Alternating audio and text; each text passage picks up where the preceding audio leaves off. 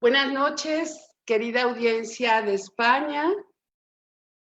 Muy felices de inaugurar este espacio en este primer Civic Talks que vamos a estar dirigiendo mi querida María Dauder y...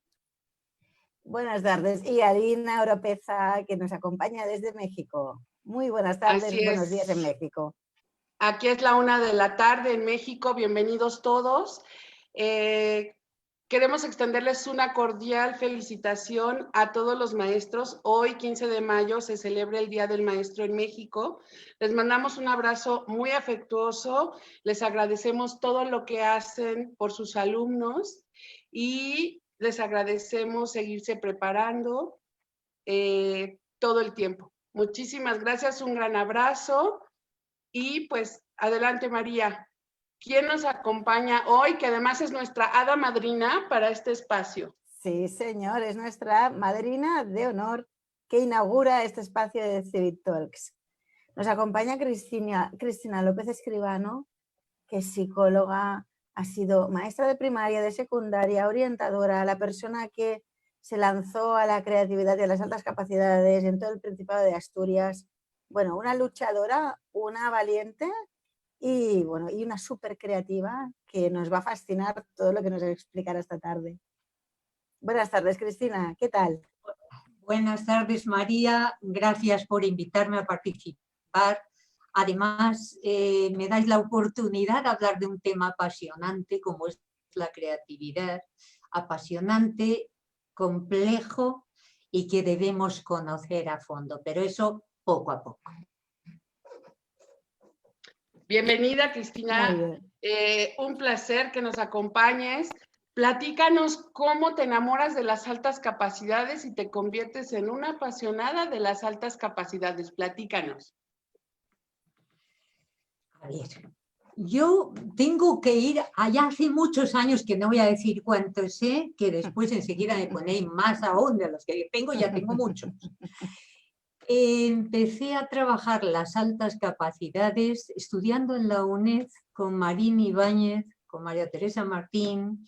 En fin, fue apasionante de tal manera que después de hacer unos cursos de doctorado, pasé a hacer mi tesis doctoral en el tema de la creatividad en el niño con altas capacidades. Es decir, surgió hace muchos años y puedo decir de corazón que me ha servido a nivel personal, que practico todo lo que he podido aprender sobre creatividad a lo largo de mi vida y que realmente observo hay siempre algo nuevo que conseguir, algo nuevo que hacer, y estamos en un momento en que una mente creativa bien estructurada, con una dedicación grande hacia su labor, puede ayudar mucho al mundo.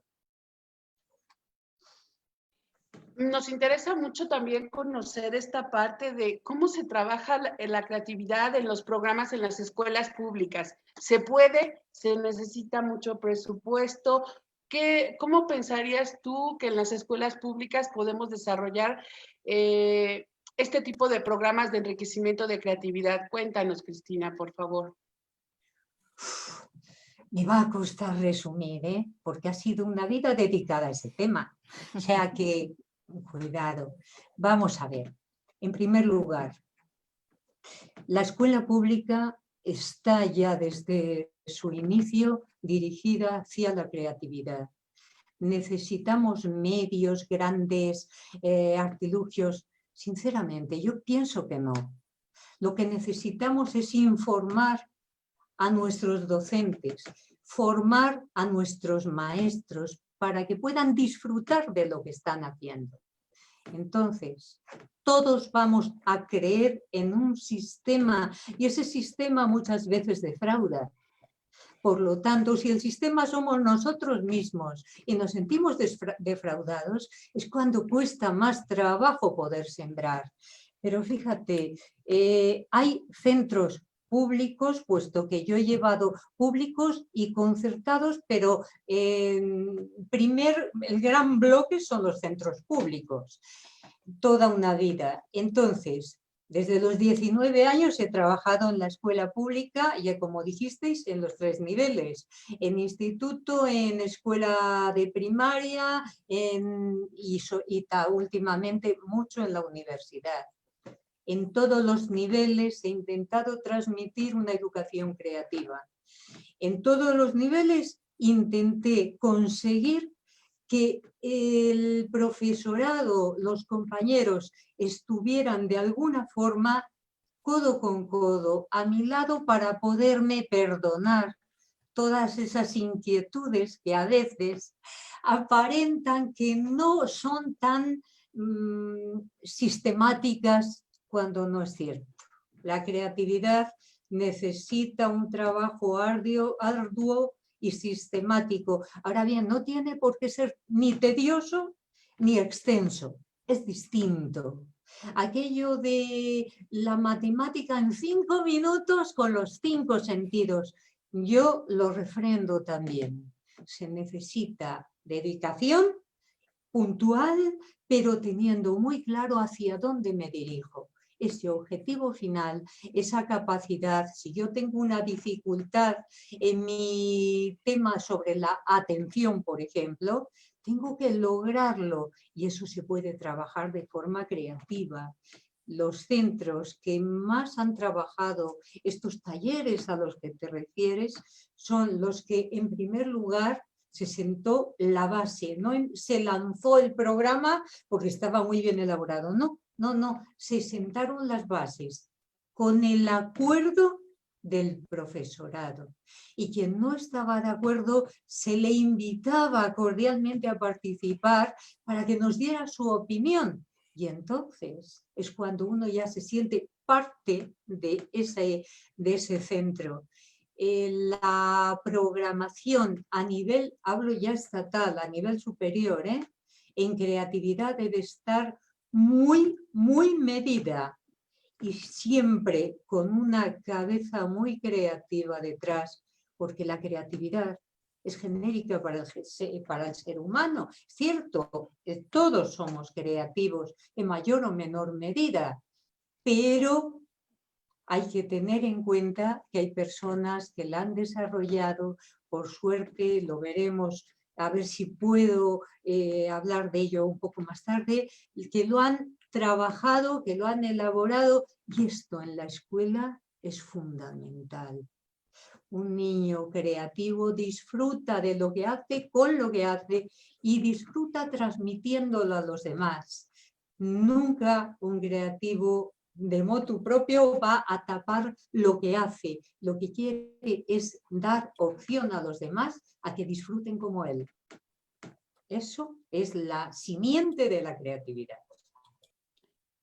Por supuesto que sí. ¿Y qué les parece, María? Te invito a que sigamos sentando las bases de los conceptos que nos va a compartir. Estupendo. A ver, Cristina, te voy a proponer un reto. Tú imagínate que la Real Academia Española te pide, como experta en creatividad, que crees la definición adecuada de lo que es la creatividad. ¿Qué dirías? Una definición completa, clara y que implique todos los contenidos, todos los aspectos que implica la creatividad. Mira, me pones en un brete porque es difícil. Pero voy a intentar sintetizar de alguna forma alguna de las partes de la definición de Stenberg como actitud ante la vida, de Erika Landau, que va un poco en la misma línea, que hablaba de postura existencial, con Renzulli como proceso personal en la sensibilidad ante problemas, como Howard Gardner, también fantástico, que habla de reflexión, que habla de un montón de elementos creativos, es un hombre maravilloso. Y luego, después de todo, mira, lo resumiría en 2 características que ya Marín Ibáñez, en el tiempo en que yo hacía mi tesis doctoral sobre la creatividad en el niño con altas capacidades, que fue para mí fue lo que me descubrió una forma de ver una vida educativa más clara dentro de mi propio ideario, porque no me despegué de los pies en el suelo, ¿eh? Nunca fue algo muy etéreo esto. Pero con todo eso, él hablaba de búsqueda de soluciones innovadoras y valiosas.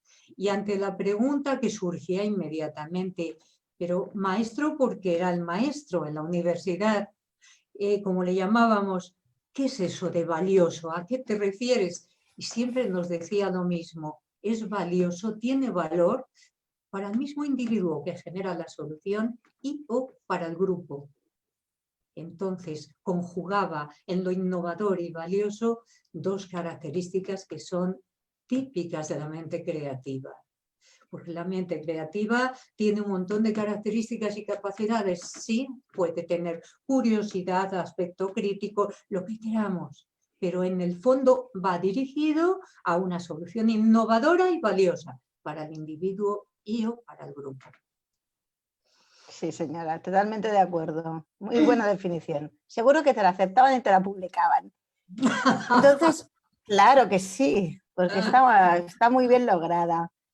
Con lo cual, ¿es importante solo para la vida académica o también es importante para la vida, para cualquier momento, cualquier situación? Yo creo que nos lo has respondido bastante, pero... No te la he respondido, ¿qué va?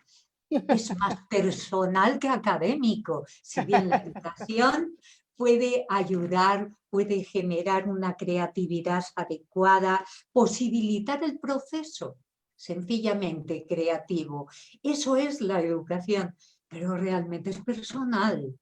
Mira, cuando estoy pensando es que una persona muy inteligente debe trabajar ese talento, si no lo pierde. La creatividad sigue de retén, sigue manteniendo la posibilidad personal y aflora, aparece en cualquier momento. Aquellas personas tan creativas que callaron y están callados porque saben que es la mejor forma de sobrevivir. Sin embargo, cuando les damos la opción, vuelve a aflorar esa situación de innovación que tienen.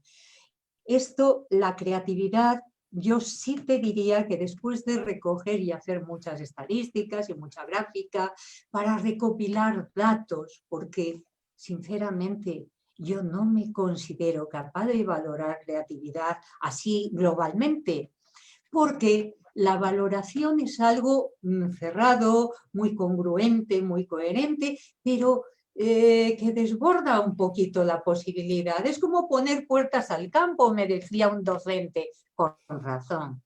Yo lo que valoro es el potencial creativo y entonces empecé a pensar que en qué medida esa potencialidad pesaba sobre el desarrollo creativo en la persona.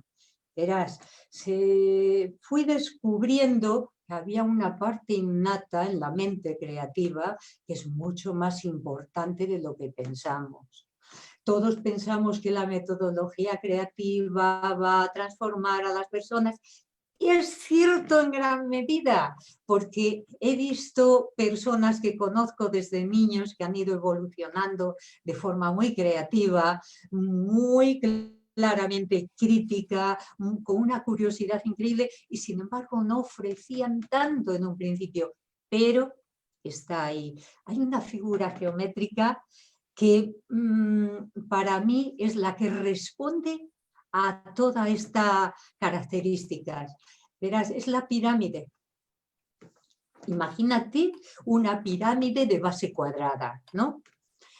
Cogemos la altura de la pirámide y la dividimos en 3 partes iguales.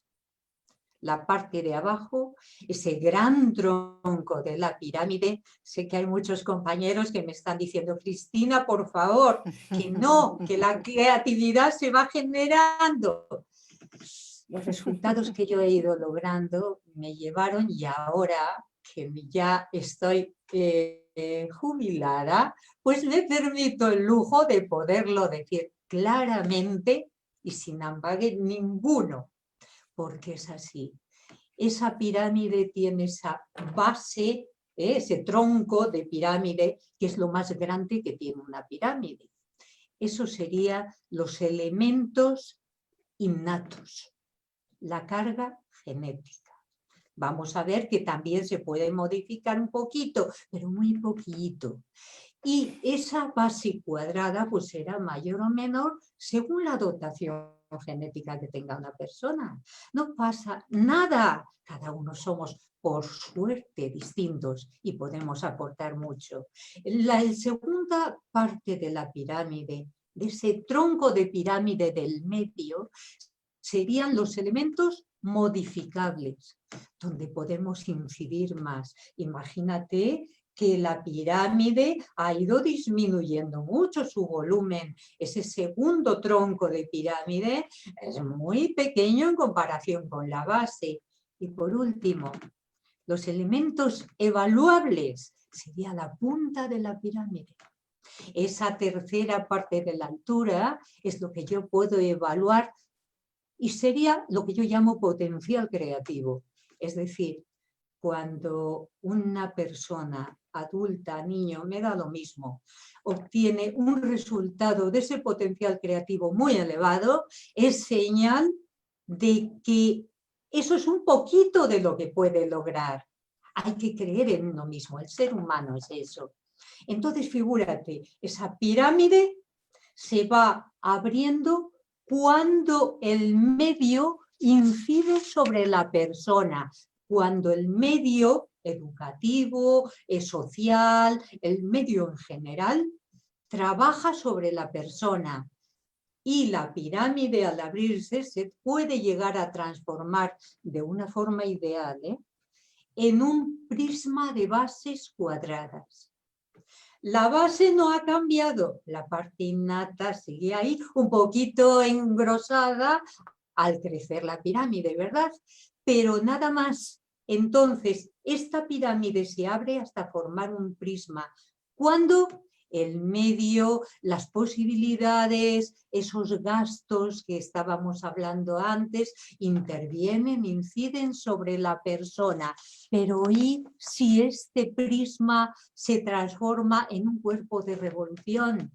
Si este prisma engrosa muy poquito, la diferencia entre el volumen de un prisma cuadrado y un cilindro no es tanta, pero a cambio, cuando la persona y el medio interactúan, cuando la persona recibe ese beneficio, aporta a la sociedad o al grupo social e influye en el grupo, entonces la transformación, por generaros una imagen física, sería ocupando el volumen de un cilindro.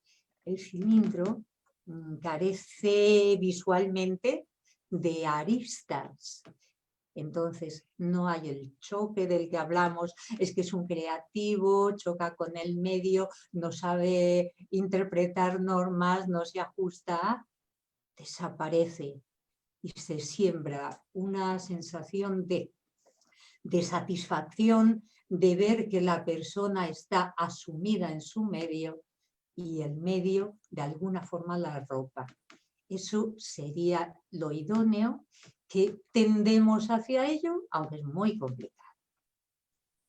Pues sí, o sea que la creatividad no tiene edad, porque si se trata, por ejemplo, hay personas, ahora me ha venido la reflexión, personas con altas capacidades que no saben que tienen altas capacidades, adultos descubren que tienen altas capacidades, entonces se entienden, cogen seguridad, pueden volar, sí. Y ahí su creatividad renace a la edad en la que hayan descubierto su gran potencial y sus capacidades y sus no rarezas, sino aspectos de alta capacidad.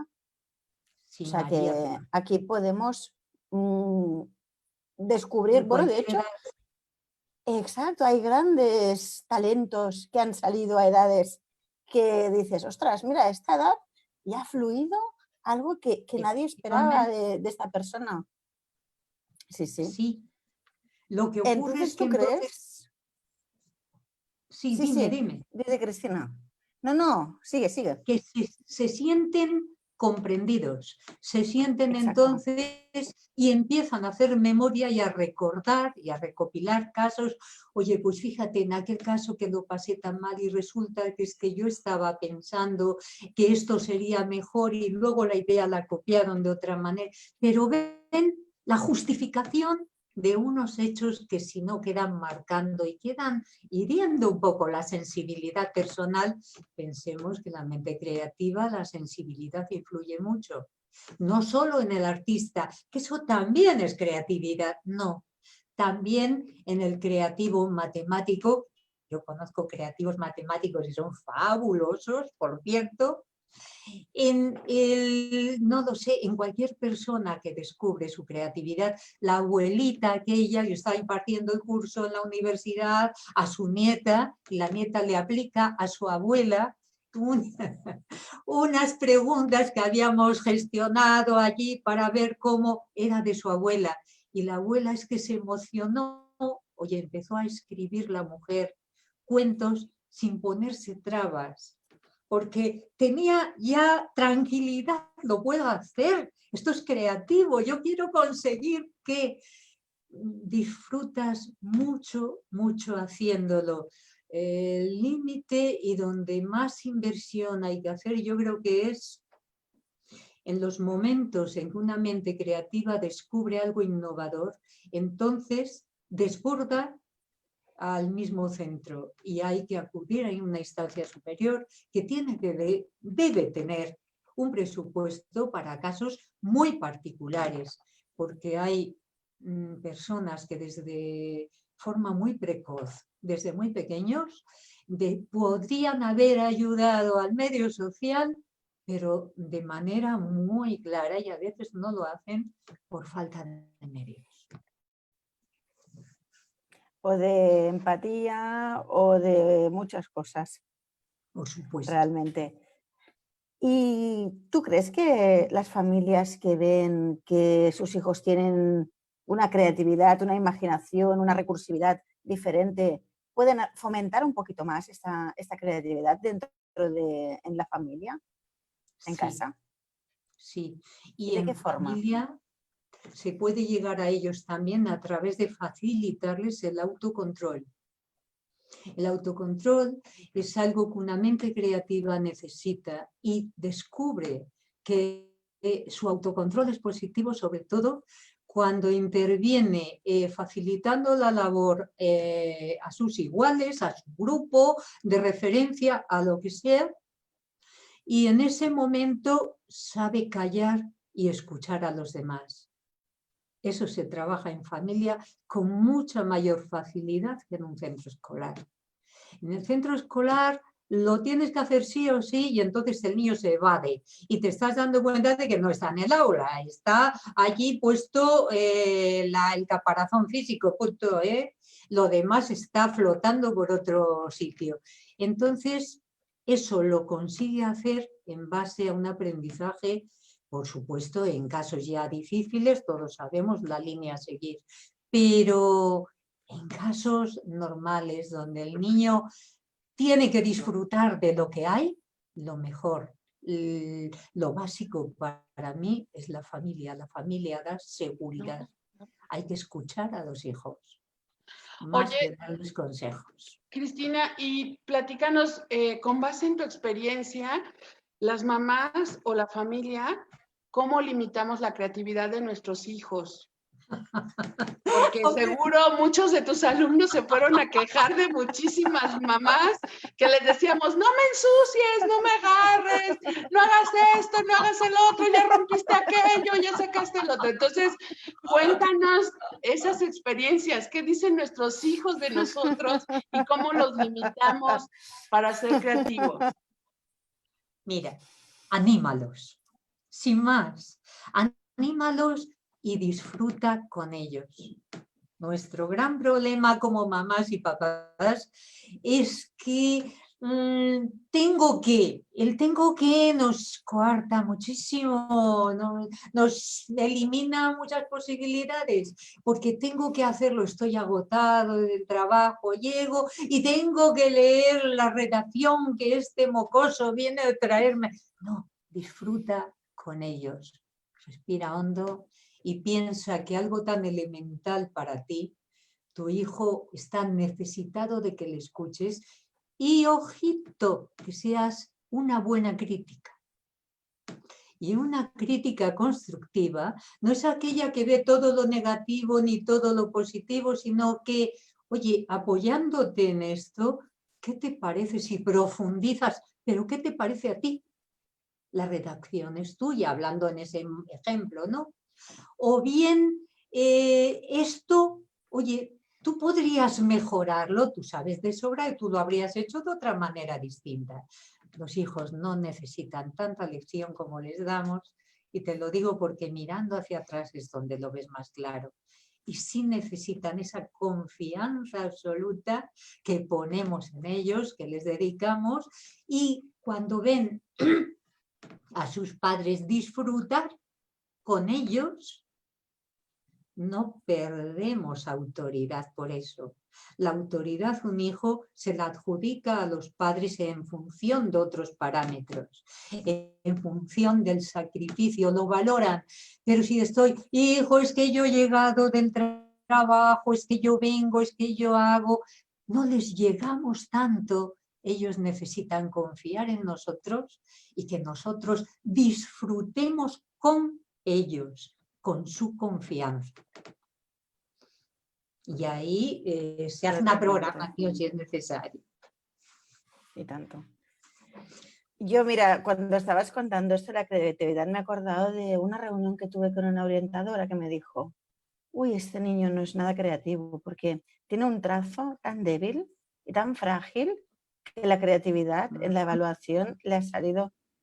Y pensé, ay, por Dios, parece que no tenemos muy claro qué es la creatividad aquí, pero bueno, no pasa nada. Pero que hay una gran desinformación y falta de formación en muchos sectores. En ese caso, si era orientadora, probablemente tenga formación. Probablemente tenga formación, María. Ocurre una cosa, en el ámbito escolar, es muy triste lo que voy a decir, pero es real. En cuanto a pasamos la puerta del aula, nos da la impresión de que yo tengo que comportarme tal y como los demás quieren que yo me debo comportar. Vale, hasta ahí, si hay unas normas claras y con cierta flexibilidad, vale, el creativo aún plantea. Pero cuando pienso que el aula de la clase es solamente para estar rígido, callado, en silencio, sin poder participar, si levanto la mano, vamos a ver, eso se vuelve en contra del propio docente. Es triste. Y en cuanto al trazo, con mayor o menor presión y todo lo demás, es algo, son casi elementos que se pueden trabajar, que se pueden mejorar. No todas las personas somos iguales y no por eso dejamos de ser creativas. La creatividad, la inteligencia e incluso en gran medida la presión, la parte muscular, la parte física, forman parte de la misma persona. Y porque somos así, la humanidad, no todos nos han dado una dotación impresionante para todo. Yo puedo tener una gran capacidad para resolver un problema, pero luego ese problema que no sea valioso y no es creativo. El creativo tiene que hacer algo valioso, no vale todo. Tiene que ser útil como valioso, en definición de valioso. Entonces, es complejo el tema, sí. Es ingrato en ocasiones, pero hay mayor gratitud que la sonrisa de un niño cuando ves que se siente comprendido. Ese es el fondo de nuestro estudio, ese es el fondo de nuestro trabajo. Esa es la mejor tipo de divergencia como característica para generar varias respuestas y soluciones ante un mismo enunciado.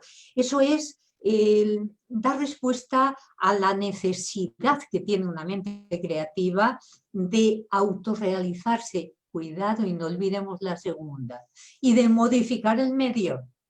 Debe modificarlo, porque no sería creativo lo contrario. Si yo me voy guardando para mí todos mis inventos, todas mis innovaciones, que sé que podían beneficiar a los demás, no vale. Entonces tengo que pararme, decir, bueno, hasta aquí he trabajado todo esto, ahora voy a ver de qué forma lo puedo transmitir. Eso Renzulli lo trabaja también.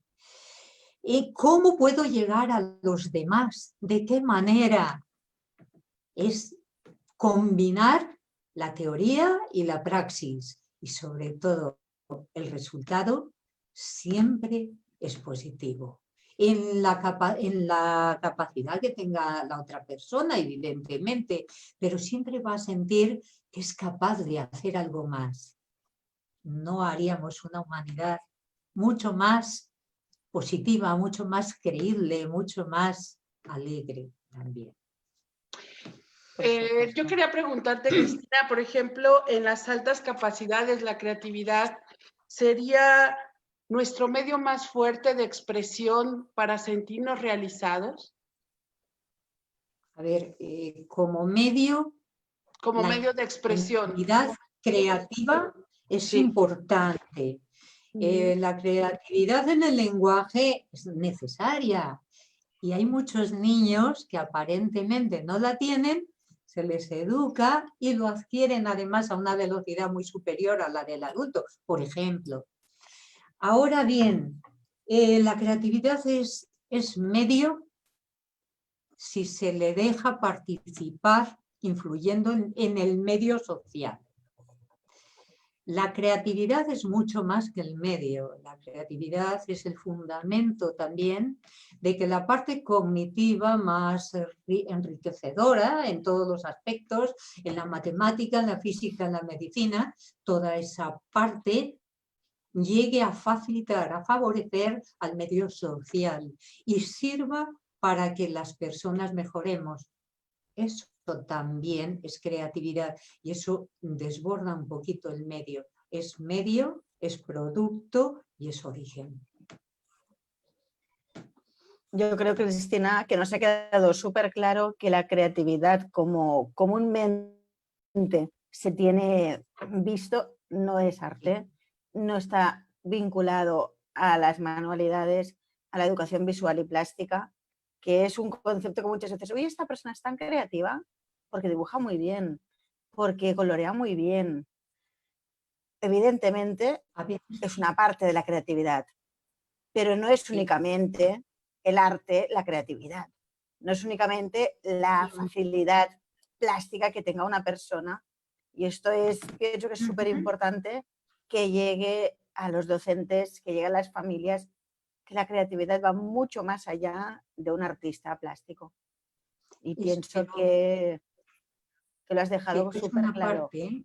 Es fundamental en el arte visto como algo que transmite una idea, una situación, unas posibilidades por encima de la calidad en el trazado, en lo pictórico, que es de lo que me estás preguntando.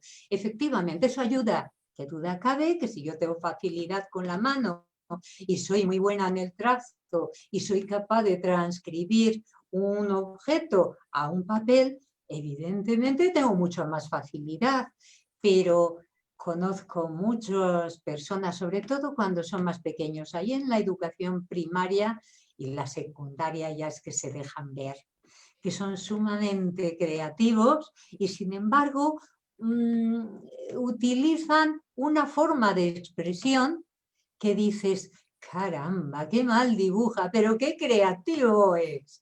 Una cosa y la otra, generalmente el dibujo, la expresión gráfica, ayuda a que se manifieste la creatividad con mayor facilidad, pero la expresión gráfica también se puede aprender y la creatividad se puede compartir. Es que es comparar algo que es un imponderable. Cuando me dicen, pero entonces es una inteligencia, no, es lo básico para que la inteligencia florezca, para que la inteligencia se manifieste, profundice, y utilizar la parte crítica es muy importante en la mente creativa. Y eso, el cómo, se aprende. En ese segundo tronco de pirámide, la parte modificable, fíjate, ahí entra toda la parte metodológica, o yo las observaciones que tengo y que he plasmado son esas. La metodología, tanto de análisis como de síntesis, tanto de profundización, como la metodología al uso, entra ahí, es donde se mejora lo metodológico. Pero esa ayuda es que es un niño, fíjate, era un chapuzas y ahora fíjate que bien dibuja. ¿Por qué es más creativo? No, creativo ya era. Ahora se manifiesta su creatividad a través de unas técnicas que ha aprendido y que le sirven para mejorar en su expresión. Pues yo creo, Cristina, que con esta metáfora de la pirámide, con esta base que tenemos neurológica, y con esta puntita que no nos debemos quedar, ha quedado clarísimo qué es la creatividad y la importancia de trabajarla positivizando en familia y activando en el aula. Muchísimas gracias, muchísimas gracias. Gracias a vosotras, gracias a las dos, y de veras, gracias por invitarme a tener la posibilidad de manifestar algo que he ido disfrutando, porque he disfrutado mucho en mi vida laboral durante toda mi vida.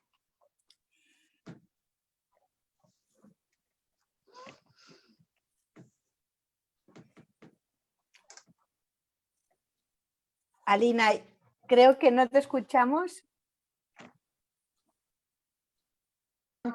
Estoy luchando con producción por el micrófono. Sí, Ah, lo sé. Muchísimas que no te querían gracias. dar el micro. No me lo querían dar el micrófono, querían callar todo lo que tengo que expresar.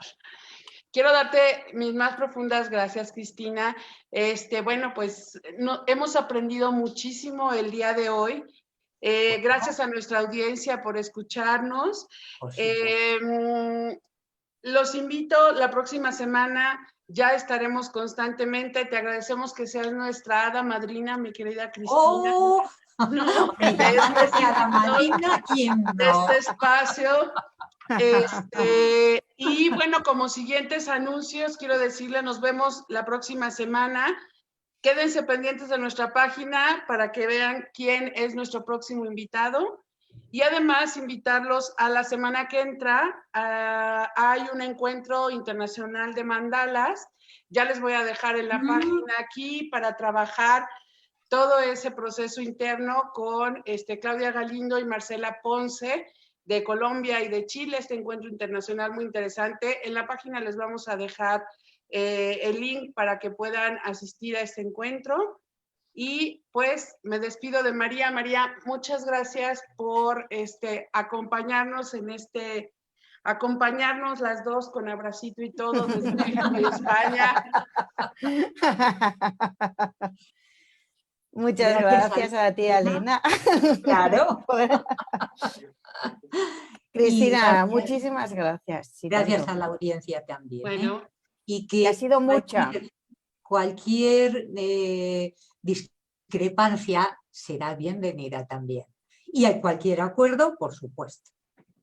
Un abrazo a todos. Un abrazo, Cristina. Gracias. Hasta luego. Cristina. Nos despedimos. Gracias a todos. Adiós.